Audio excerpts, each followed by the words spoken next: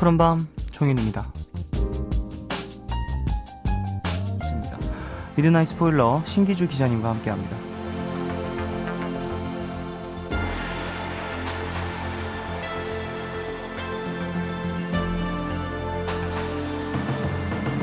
네, 오늘은 어떤 주제로 이야기 나눌까요? 네, 사극영화. 사극영화 지난주에도 다뤘으니까 네. 이번에도 이어서 한번 다뤄보려고 하는데 네. 제가 아주 좋아하는 사극영화 한 편과 참 잘 모르겠다 싶은 사극영화 한 편과 두 편이 연결되어 있습니다. 자, 두 번째 영화 어떤 작품일까요? 왕의 남자입니다. 왕의 남자. 아니, 사극하면은 또 왕의 남자를 빼놓을 수가 없죠. 사극 중에서는 가장 관객이 많죠. 1000만 관객가 들었으니까 네, 광해에 필적한 영화고. 근데 저한테 참 어려운 영화기도 해요. 왜냐면요. 어떤 부분에서요? 이게 아마 두 번째로 1000만 관객을 돌파했던 영화였을 거예요. 네네. 그런데 왜 1000만이 드는지 1001부터 1000만 명까지 참 잘 이해 못했어요. 왜 그랬을까? 네네네. 그러니까 사실 관객들의 선택이니까 네. 이해하고 존중하는 것인데 하지만 왜 1000만 명이 드는지에 대한 해석이 저 나름대로는 쉽게 되지 않더라고요. 어려운 영화였어요, 저한테. 저도 사실 극장에서 보진 않았고요. 나중에 시간이 흐른 뒤에 접하게 됐었는데 이때 영화가 상당히 많은 관객이 들면서 이준기라는 그렇죠. 배우가 상당히 주목을 받기 시작했죠. 맞아요. 사실 이준기 씨 인터뷰를 예전에 있던 매체에서 한 적이 있는데 네. 그때 팬분들이 고맙다고 이렇게 맛있는 것도 갖다 주시고 그래서 인기 있는 배우들 다르구나. 배우들한테는 그게 자주 있는 일은 아니거든요. 그러니까 그런 뭐랄까 그 중독된 팬들이 존재하는 게 배우한테는 힘들어요. 왜냐면 배우는 늘 캐릭터가 변신이 되기 때문에 네. 어떤 캐릭터를 맡았을 때는 좋아하기도 하지만 어떤 캐릭터를 맡았을 때는 악역이다 그러면 싫기도 하고 색깔을 바꾸잖아요. 그렇죠. 그러니까 맞아요. 광적인 팬이 등장하기 어려운데 그러니까 이준기 씨가 굉장히 특이했어요.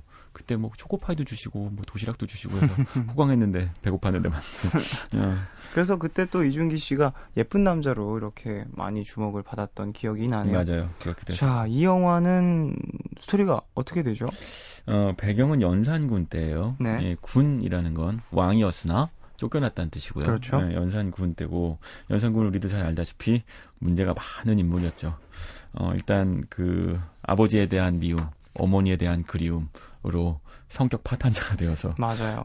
주변 사람과 신하들을 모두 괴롭히다가 결국엔 자기 어머니를 죽게 만든 원인이 누구다라는 걸 알게 되고 피 묻은 손수건을 받게 되면서 이제 정신이 나가 정말 신하들을 다 죽이고 정말 패악을 부리다가 쫓겨나게 되는 조선 왕조에서는 숨기고 싶은 왕이죠. 연산군과 광해군이 있죠. 네. 왕이었다가 사실 죽잖아요. 광해군은 역사적 평가가 엇갈려요. 맞아요. 네, 사실은 어찌 보면 정치적 패자에 대한테 더 씌어진 억울한 측면이 좀 있거든요. 네. 반면에 연산군의 경우에는 숨기고 싶어 하죠. 그러니까 그 연산군 이후의 왕들한테는요. 연산군은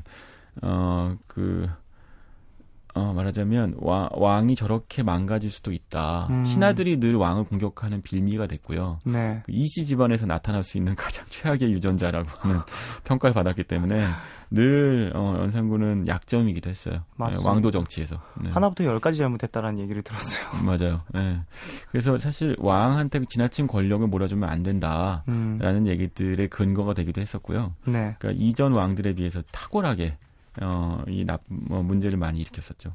저는 영화를 보면서 느꼈던 부분이 제가 알고 있는 조선 왕조는 조선의 조정은 저렇게 왕에게 큰 권력이 없는데 항상 양상 구도가 있는데 권력 자체가 분배되어 있는데 왜 이 영화에서는 이렇게 권력이 왕에게만 집중되어 있나라는 의문점도 들었었거든요. 그거는 사실 이렇게 이해할 수 있을 거예요. 그러니까 세종조 때는요. 네. 그러니까 그때 이제 조선조에서 가장 이제 융성했던 시절이라고 할 수 있죠.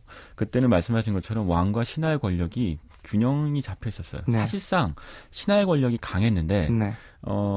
그 세종대왕이 굉장히 훌륭한 왕이어서 열심히 스스로를 갈고 닦아서 균형을 맞췄죠. 네. 근데 그리고 나서부터는 왕의 자질이라는 게 그러니까 훌륭한 왕의 아들이라고 해서 꼭 훌륭한 건 아니어서 네. 왕의 자질이 이제 들쭉날쭉했었죠.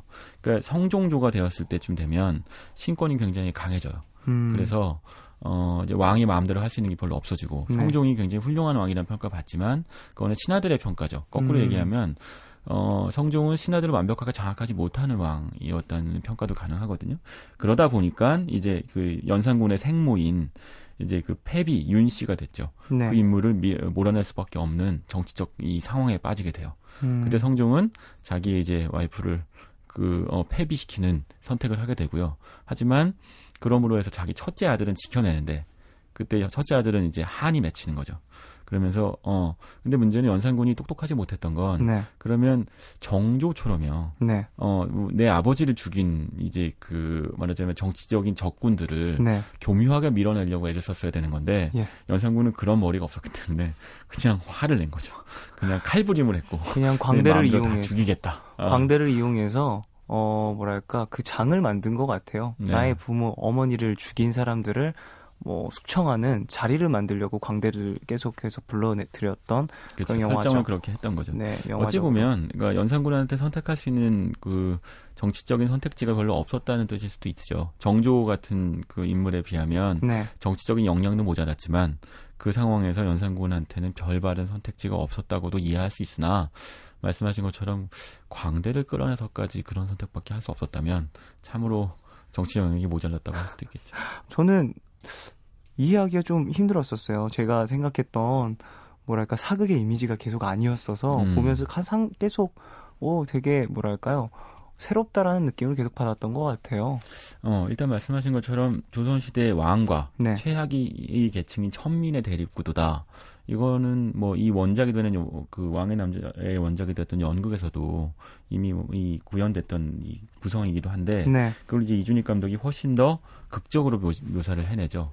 그러니까 둘 사이에서 마치 이 동등하고 평등한 것처럼 보이게 만드는 설정이 있고요. 그 사실 왕이 이미 천민과 별다름 없는 형태의 폐악을 부리고 있었기 때문에 네. 그걸 오히려 천민이 그 광대가 조롱함으로 해서 왕보다 훨씬 더 도덕적인 위치에 오르게 되죠. 그 설정들을 계속 서로 자리 바꾸기를 하면서 보여주는 설정은 영화에서 굉장히 극적으로 묘사가 됩니다. 그렇군요. 자, 그러면 노래 한 곡 듣고 와서 이야기 좀 더 나눠보겠습니다. 노래는요, 이선희의 인연. 이 노래는 왕의 남자 OST입니다. 이선희의 인연 듣고 오셨습니다. 신기주 기자님과 미드나잇 스포일러 함께하고 있는데요. 이번 주에는 한국 사극영화 2편 만나고 있습니다. 자, 두 번째 영화 왕의 남자 이야기 나누고 있었죠. 감독에 대해서 좀 이야기 나눠볼까요? 네, 이준익 감독이요. 네. 한국 영화의 문제적 감독이죠. 저는 이준익 감독의 가장 큰 장점은요. 네. 왕의 남자에서도 드러나지만 그 라디오스타나 또는 황산벌 같은 영화에서 드러나는 건데 어떤 네. 거냐면 풍자와 해악이에요. 골개미라고 흔히 얘기하는데 네. 그 사극 영화에서 자주 등장하죠. 해악을 표현해내는 데는 이준익 감독만한 인물이 없는 것 같아요. 네. 특히 즐거운 인생 같은 영화 보면 이준익 감독의 인생관이 드러나거든요. 네. 뭐 이런들 어떠하리 저런들 어떠하리 그냥 뭐 놀고 살면 되지라는 측면이 있어요. 네. 그렇게 태도를 취하면서도 한편으로는 하지만 이 풍진 세상 어디 한번 뒤엎어볼까? 라고 하는 풍자적 매력이 있는데 네. 이 두 가지가 교묘하게 결합된 게 이준익 감독의 매력이고요. 근데 이 감독의 특이한 점은 1994년도에 애들 영화인 키드캅으로 데뷔했다는 걸. 그래요? 정말 옛날 얘기긴 하지만 숨기고 싶은 과거지만 데뷔는 또 이 자리 빌어 얘기합니다. 네. 키드캅으로 네. 데뷔를 하셨군요. 근데 사실 이 영화 만들고요. 그 10년 동안 영화 못 만들어요. 그러니까 제작자로만 활동했었고요. 네. 본인이 감독이 되지 못하다가 이제 황산벌 또는 이제 2005년도에 왕의 남자를 만들면서 이제 흥행 감독으로 이제 부활하게 되는 거죠. 그렇군요. 그 전까지는요, 정말 그냥 이 영화사 저 영화사 다니면서 바둑 두고 소일하고 뭐 이랬다는 에피소드도 있어요. 근데 그때 축적된 내공으로 이제 방금 말씀드린 그 해학과 풍자 네. 이런 거의 어떤 기량을 축적했던 거죠. 네. 풍자에 대해서 이야기를 좀 더 나눠보고 싶은데요. 이 감독은 그러면 영화 내에서 풍자를 상당히 엄청 많이 표현을 해내네요. 그렇죠. 왕의 남자에서도 맞아요. 왕의 그렇고요. 남자에서도 구태여 연산군 시대를 끌고 왔던 것도 그렇고 네. 천민과 왕의 대비도 그렇고 그렇죠. 천민의 입을 통해서 왕의 어떤 그 폭정을 풍자하고 왕 주변에 있는 이제 그 신하들을 풍자하는 것도 그렇고 그런 것들은 이준익 감독이 늘 자주 하고 싶어하는 그 설정이기도 하죠. 근데 그걸 좀 더 세련되게 한 측면이 있기도 하고요. 네. 영화 내에서 왕이라는 사람이 누군가를 벌했지만 본인도 상당히 많이 무너져 있다. 이 모습을 보면서 꼭 사극이라고 해서 옛날 얘기만 하는 건 아니구나라는 생각을 했던 것 같습니다. 그 장면은요, 이렇게 읽어볼 수도 있겠다 싶어요. 이준익 감독 스스로는요, 네. 왕이라고 하는 인물의, 그러니까 감독 스스로가 그 동일화됐던 게 아니라, 네. 본인 스스로가 광대라고 느끼는 인물이거든요. 감독 네. 본인이. 그러니까 이 영화 안에서도, 그러니까 영화라는 것 자체가 일종의 놀이판 같은 거잖아요. 네. 사람들한테 보여주는 광대 놀이인데, 그 안에서 풍자를 하지만, 그런데 감독의 시선은 결국은 이제 그 장생이나 또는 공길한테 가 있는 거죠. 그렇죠. 그러니까 마지막으로, 그러니까 정말 예를 들면 감독의 시선이 정치적이라거나 또는 뭔가 해결이 될 수 있다고 믿는, 풍자적이라기보단 해법을 찾는 영화였다면, 그러면 이제 연산군을 구태여 선택하지도 않았을 거고, 해법을 다르게 좀 더 정치적으로 찾았겠죠. 근데 여기서는 그냥 웃고 즐기고 다 필요 없어라는 걸로 끝내는 거예요. 영화 내에서. 네, 그게 이제 이준익 감독 특유의 어떤 풍자의 자주 나오는 결말이기도 한데요. 그게 이어지는 영화들에서도 많이 나옵니다. 뭐 즐거운 인생이나 또는 라디오스타 같은 영화를 보면요, 결국은 인생 뭐 있어? 라는 걸로 결론이 나거든요. 그걸 좋아하는 사람도 있고요, 싫어하는 사람도 있지만 이준익 감독의 매력인 건 분명하죠. 그렇군요. 두 영화 소개해드렸습니다. 최종병기 활 그리고 왕의 남자. 이 두 사극 영화가 우리에게 주는 시사점 뭐가 있을까요? 제가 일부러 뭐 사실은 그 광희하고 또는 그 관상에 이어서, 네네. 그러니까 조선왕조 실록에서 안 나오는 이야기를 영화로 만든 사극들을 좀 갖고 왔는데요. 네네.